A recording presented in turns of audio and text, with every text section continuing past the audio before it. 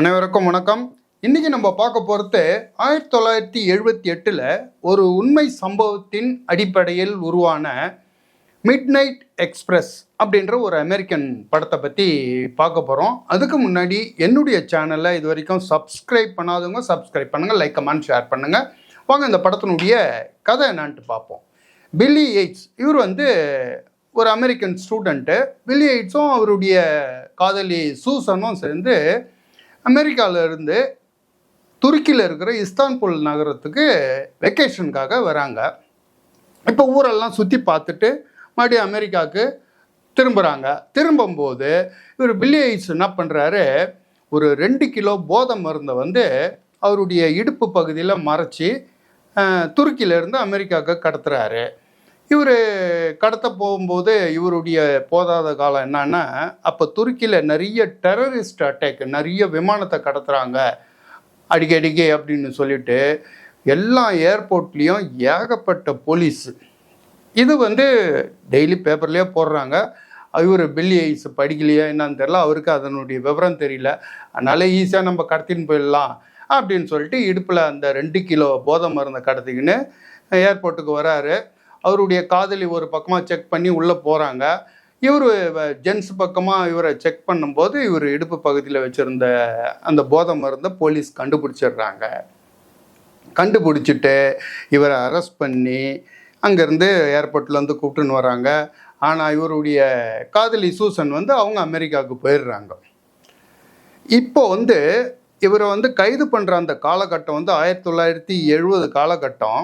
அந்த காலகட்டத்தில் துருக்கி எப்படியாவது ஈரோப் பக்கம் சேர்ந்துடணும் அப்படின்னு முயற்சி பண்ணிகிட்டு இருக்குது. காரணம், துருக்கியோட பூகோள ரீதியாக அதனுடைய நில அமைப்பு கொஞ்சம் யூரோப்லேயும் கொஞ்சம் ஏஷியன் கண்ட்ரிலேயும் இருக்கும்.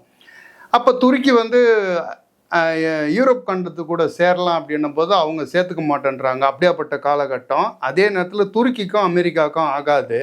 அப்போது அமெரிக்கானுடைய அதிபராக நிக்சன் இருக்கார்.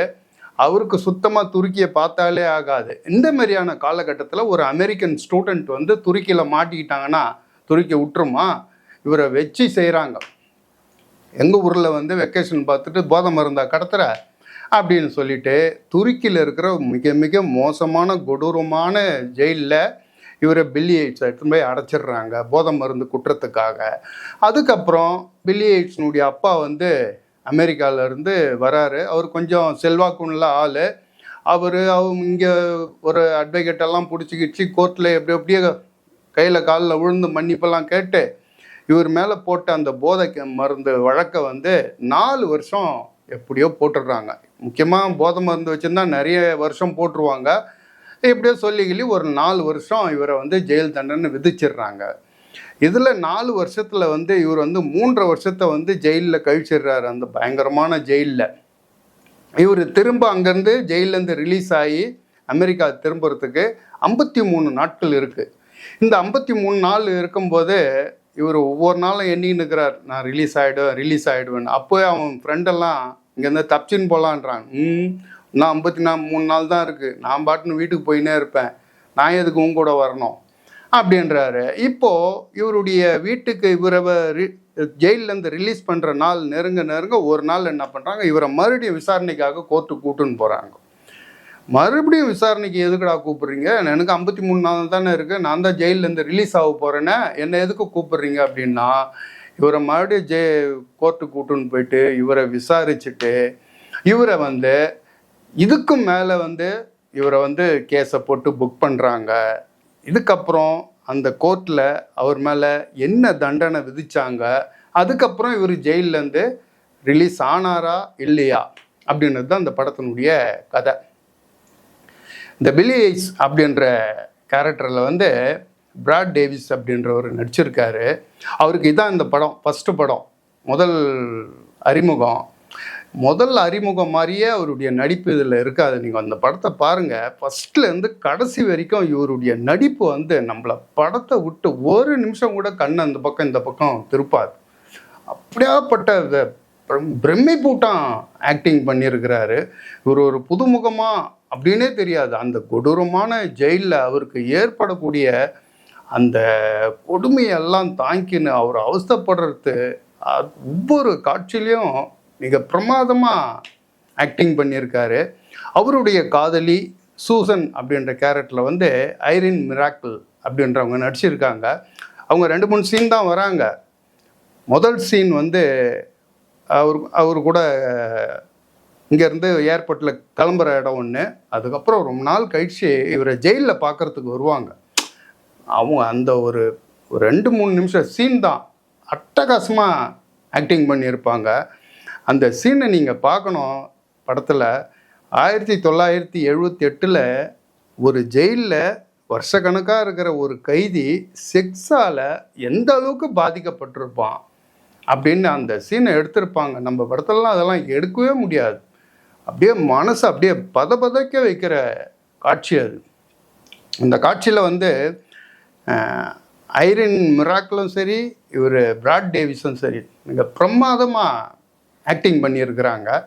இந்த படம் வந்து நம்ம பார்க்கும்போது துருக்கியனுடைய காலகட்டத்தை நல்லா புரிஞ்சுக்கின்னு இந்த படத்தை பார்த்தோன்னு வச்சுங்களேன், இந்த படம் இன்னும் நமக்கு இன்ட்ரெஸ்டிங்காக இருக்கும். இது $3 மில்லியன் தயாரிக்கப்பட்ட இந்த படம் வந்து ஏறக்குறைய உலகம் முழுக்க ஒரு 35 மில்லியனுக்கு மேலே ரெவென்யூ வசூல் பண்ணி கொடுத்துருக்குது. அதுக்கு காரணம் வந்து விறுவிறுப்பான திரைக்கதையை வந்து இவர் ஆலிவர் ஸ்டோன் வந்து திரைக்கதை பண்ணியிருக்காரு. அவருக்கு ஆஸ்கார் அவார்டு கூட அந்த படத்துக்காக கொடுத்துருக்காங்க. மிக பிரமாதமாக இந்த படத்தை டைரக்ஷன் பண்ணது ஆலன் பார்க்கர் அப்படின்றவர் வந்து டைரக்ஷன் பண்ணியிருக்காரு. திரைக்கதை, டைரக்ஷன், கேமரா ஒர்க்கு எல்லாமே இந்த படத்தில் வந்து நமக்கு அப்போது எடுத்த படமா அப்படின்னு நமக்கு வைக்கிற மாதிரி அவ்வளோ பிரமாதமாக இந்த படத்தை பண்ணியிருக்காங்க. ஜெயில் பிரேக்கு, ஜெயில் வாழ்க்கையை பற்றிலாம் நீங்கள் நிறைய படம் பார்த்துருப்பீங்க. எனக்கு ரொம்ப பிடிச்ச படம்னா 2 படம் வந்து 2மே ஸ்டீவ் மெக்வீன் நடித்தது. ஒன்று கிரேட் எஸ்கேப், இன்னொன்று வந்து பாப்பியான். 2 படத்துலேயும் ஸ்டீவ் மெக்வீன் சும்மா பிரித்து மேய்ஞ்சிருப்பார் அந்த ஆக்டிங்கில். அதுக்கப்புறம் கிளின்ட் ஈஸ்ட்வுட் நடித்த எஸ்கேப் ஃப்ரம் அல்கட்ராஸ். இந்த 3 படமாக என் வாழ்க்கையில் மறக்கவே முடியாது. நீங்கள் உண்மையிலேயே ஒரு சினிமா ரசிகராக இருந்தால் இந்த படத்தை பாருங்கள், நெட்ஃப்ளிக்ஸில் இருக்குது. உங்களால் உங்கள் வாழ்க்கையில் இந்த படத்தை மறக்கவே முடியாது. அப்படியாப்பட்ட ஒரு அற்புதமான படம் இது. மிஸ் பண்ணாத பாருங்கள். பார்த்துட்டு உங்களுடைய கருத்து என்னன்னு சொல்லுங்கள். நம்ம அடுத்த வீடியோவில் பார்ப்போம். பாய்.